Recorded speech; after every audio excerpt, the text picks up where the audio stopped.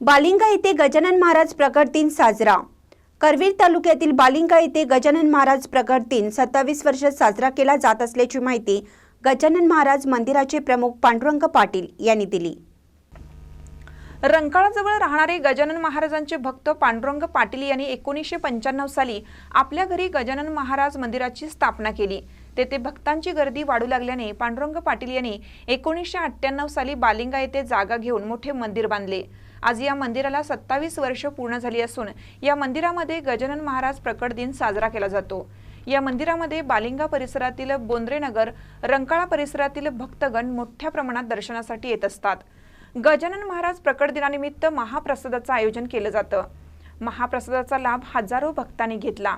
महानकर न्यूजसाठी विजय बकरे, कोल्हापूर। ताज्या बातम्यांसाठी महानकरेला सबस्क्राइब करा आणि बेल आयकॉनला क्लिक करा।